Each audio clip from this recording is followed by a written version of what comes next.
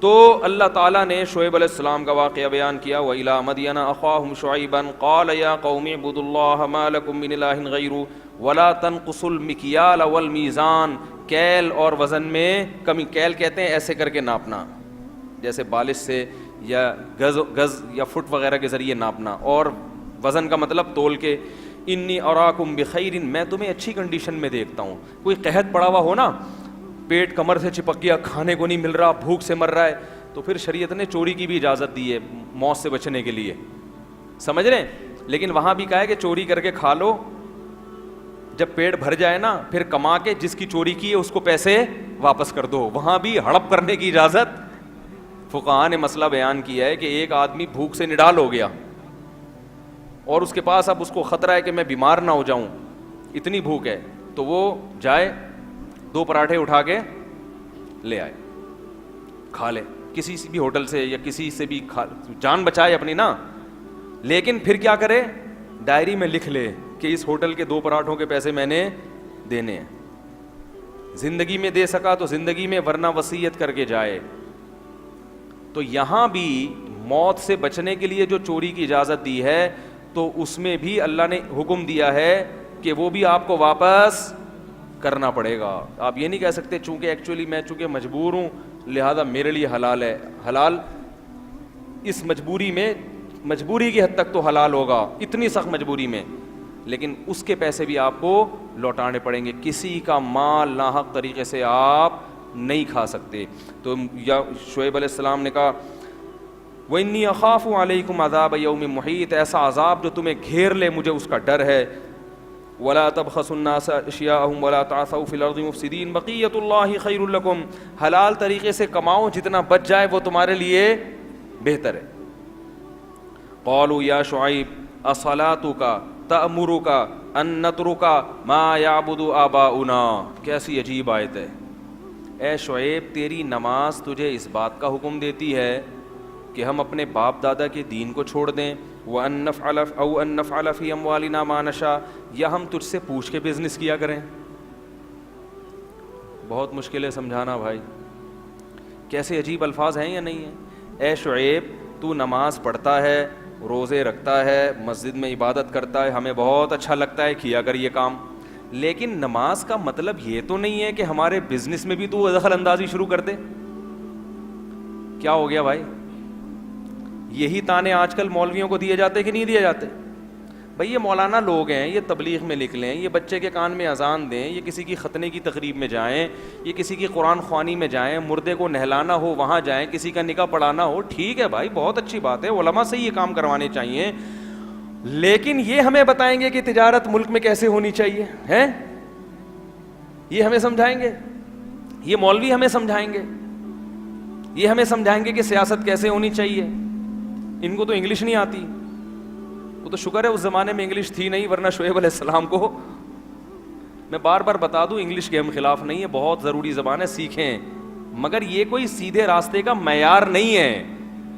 یہ کوئی معیار نہیں ہے کہ جس کو یہ آتی ہو وہ سیدھا راستہ بتائے گا, وہ جنت میں جائے گا, جس کو نہیں آتی وہ آپ کو غلط گائیڈ کرے گا. ایسا نہیں ہے. گائیڈنس, سیدھا راستہ, یہ عربی میں نازل ہوا ہے, یہ انگلش میں نازل نہیں ہوا. اگر انگلش میں نازل ہوا ہوتا تو انگریز سیدھے راستے پر ہوتے, وہ زنا نہ کرتے, وہ ابا اماں کو گھروں میں رکھتے, سمجھ رہے ہیں, وہ 5 وقت کی نماز پڑھتے, وہ اللہ کو مانتے, وہ جنت جہنم پہ یقین رکھتے, وہ شراب نہ پیتے, وہ توحید پرست ہوتے. تو سیدھے راستے میں صرف یہ نہیں ہے ملک سے محبت یا اچھے اخلاق, اور بہت ساری چیزیں. سب سے پہلے تو عقیدہ ہے سیدھے راستے میں, کہ آپ کا اللہ کے بارے میں کانسیپٹ کیا ہے, نظریہ کیا ہے اللہ کے بارے میں, اس کو بھی مانتے ہو کہ نہیں مانتے.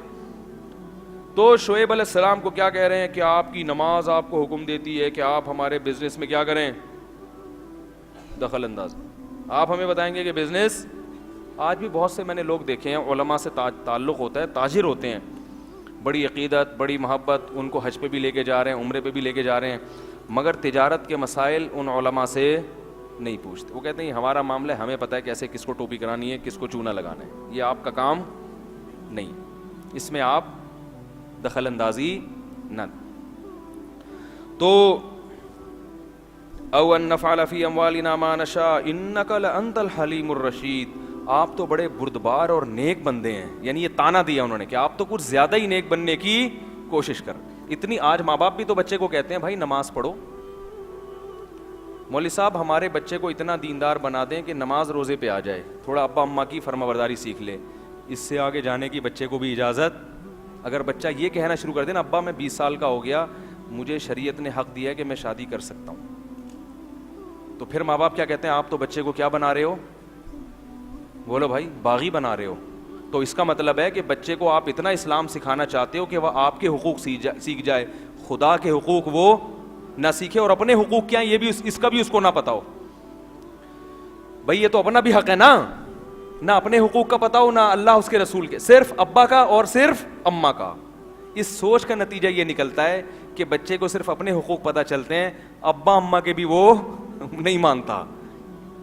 کیونکہ اگر وہ اسلام کو فالو کرے گا تو پورے اسلام کو کرے گا, نہیں کرے گا تو کہے گا جہاں جب اللہ کے نہیں ہے تو ابا کے کہاں سے ہو گئے, یہ ابا کس نے دیے ہمیں. بھائی آپ لوگ تو ایسے لگ رہے ہو کہ مجھے بالکل پھیکے پھیکے لگ رہے ہو یار آپ لوگ آج. تو یہ ابا کس نے دیے ہیں. تو اپنے بچوں کو اللہ اس کا رسول سکھایا کرو, بلکہ ان کو یہ سکھاؤ بیٹا اللہ کے حکم کے مقابلے میں میری کوئی حیثیت نہیں ہے, میرے حکم کی بھی دھجیاں اڑا دینا. یہ ٹریننگ کرو بچوں کی. ان کو بولو کہ بیٹا مجھے یاد ہے کہ جمعے کی نماز اذان ہو گئی تھی ایک دفعہ, بچپن کا واقعہ ہے. تو میرے والد صاحب نے مجھے کہا کہ روٹیاں لے کر آؤ نا. میں نے کہا والد صاحب سے کہ جمعے کی اذان ہو گئی ہے اور اذان کے بعد خرید و فروخت منع ہے. حالانکہ والد صاحب کو بھوک بھی لگ رہی تھی, تھوڑا سا وقتی طور پہ ناراض ہوئے لیکن پھر الحمدللہ خوش ہوئے. وہ پھر انہوں نے دوبارہ نہیں مجھے کہا, ان کی توجہ نہیں تھی نا اس طرف. تو میں نے کہا بھائی جمعے کی اذان کے بعد خرید و فروخت کیا ہے. اب اگر وہ فورس کرتے, میں باپ ہو کے تمہیں کہہ رہا ہوں ہاں, تو میرے دل سے کیا ہوتا, باپ کی عظمت نکلتی کہ نہیں نکلتی. 2 تھپڑ لگاتے, ڈنڈے سے کوٹتے, ہم چلے جاتے. دل میں ایک آتا کہ یار پھر نہ باپ مانتا ہے انسان نہ اللہ کو مانتا ہے. تو والدین آج خود اولاد کو باغی بناتے ہیں. بھائی ان کو سکھاؤ کہ بیٹا اللہ پہلے, دیکھو اللہ کو مان لیا نا تو خدا کی قسم وہ تمہاری ایسی خدمت کرے گا جس کا تم تصور بھی نہیں کر سکتے. کیونکہ اللہ نے کہا ہے کہ میرے بعد سب سے پہلے کون ہے, باپ اور ماں, بیوی بچے بعد میں تمہارے والدین پہلے. اور ان کو خوش کیے بغیر تم جنت میں نہیں جا سکتے, ان کو ناراض کر کے تم جنت میں نہیں جا سکتے. تو لولا رحتک لرجمناک قال یا قوم ارہتی اعوذ علیکم من اللہ. شعیب علیہ السلام نے کہا میرے قبیلے کی وجہ سے مجھے چھوڑا ہوا ہے. اس میں بھی یہ نہیں کہ اللہ کی وجہ سے چھوڑا ہوا ہے, کہ آپ باتیں کس کی کر رہے ہو, اللہ کی, کہیں اللہ عذاب نہ دے دے. اس اللہ کی اتنی بھی ویلیو نہیں ہے کہ جس اللہ کی طرف بلا رہا ہوں اس کی وجہ سے مجھے چھوڑ دو. یہاں بھی کس کا واسطہ دے رہے ہو, قبیلے کا. اور پھر کہنے لگے یا قوم اعملوا علی مکانتکم انی عامل, میں بھی عمل کر رہا ہوں تم بھی کرو. فسوف تعلمون, سوف تعلمون, پتہ چل جائے گا. ولما جاء امرنا, اللہ فرماتے ہیں کچھ وقت کے بعد ہمارا عذاب آیا. نجینا شعیبا, ہم نے شعیب کو بچایا اور وہ لوگ جو شعیب علیہ السلام کے ساتھ تھے. واخذت الذین ظلموا الصیحہ, ظالموں کو ایک زوردار آواز نے پکڑا ہے. فاصبحوا فی دیارہم جاثمین, اور وہ اوندھے اپنے گھروں کے اندر پڑے ہوئے تھے. کأن لم یغنوا فیہا, ایسے ہو گئے جیسے کبھی دنیا میں پیدا ہوئے ہی نہیں تھے. ایسا نشان ختم کیا. الا بعدا لمدین, اللہ اب ہمیں کہہ رہے ہیں خبردار سنو قوم مدین پر اللہ کی لعنت. کما بعدت ثمود, جیسے قوم سمود پر اللہ کی لعنت ہوئی تھی. اللہ فرماتے ہیں ان پر بھی کیا ہوئی, اللہ کی لعنت. سنو لوگو, کیسے عجیب انداز ہے اللہ تعالیٰ. الا اے لوگو سنو, قوم سمود بھی ایسے برباد ہوئی, قوم مدین بھی ایسے برباد ہوئی جیسے قوم سمود. تو بھائی ہمیں اپنی جان پہ ترس کھانے کی ضرورت ہے. یہ نبی کی دعا ہے کہ اس امت کو اجتماعی عذاب سے ہلاک نہیں کیا جائے گا, کیونکہ نبی کے بعد کوئی دوسرا نبی نہیں آئے گا. اس لیے اللہ نے اس امت کو گمراہی پہ جمع ہونے سے بچا لیا. لیکن انفرادی عذاب آئیں گے. سب سے بڑا انفرادی عذاب ہے بے سکونی کا. سب کچھ ہے مگر سکون نہیں ہے, کیونکہ اپنی مرضی کی زندگی گزارنا چاہتے ہو نا. اللہ کہتا ہے جب اپنی مرضی کی گزار لے تو پھر ٹھیک ہے. جیسے آپ کسی ڈاکٹر کے پاس آئیں, ڈاکٹر نے آپ کو دوا دی, یہ پیناڈول 2 گولی صبح, یہ آگمنٹن 24 گھنٹے میں 1 دفعہ. اب آپ ڈاکٹر سے بحث کر رہے ہیں, ڈاکٹر صاحب مجھے آپ یہ اینٹی بایوٹک 500 mg کی کیوں دے رہے ہیں, 250 کی دے دیں, اور یہ والی کیوں دے رہے ہیں, وہ والی کیوں. آپ زیادہ بحث کریں گے تو ڈاکٹر کہے گا تو خود کر لے بھائی علاج اپنا جا کے, ہیں کہے گا نا, تو ایسا کر یہاں سے جا, تو جو تجھے سمجھ میں آتا ہے نا میڈیکل سے وہ دوائیں لے لے. تو کیا خیال ہے پھر ٹھیک ہو جاؤ گے اور بیمار ہو جاؤ گے. تو اللہ بھی یہ کہتے ہیں کہ بھائی تجھے سکون چاہیے ہے, بھائی تجھے اطمینان کی زندگی چاہیے, پاکیزہ زندگی چاہیے, تو میں کہہ رہا ہوں اس طریقے سے ملے گی یہ زندگی. آپ کہہ رہے ہیں نہیں بھائی یہ والا طریقہ نہیں, میں اخپل طریقے سے, وہ پشتو کا لفظ ہے نا اخپل, میں اخپل طریقے سے کیا کروں گا, زندگی گزاروں گا. اللہ کہتے ہیں پھر گزار لے. پھر کیا کرے گا, خودکشیاں کرے گا, ڈپریشن کا مریض بنے گا, گھروں میں توڑ پھوڑ کرے گا. ہاں وہ کہتے ہیں نا میٹر گھوم جاتا ہے میرا بات بات پہ اسٹریس میں, ڈپریشن میں, اور ایک خوش زندگی ہے ہی نہیں.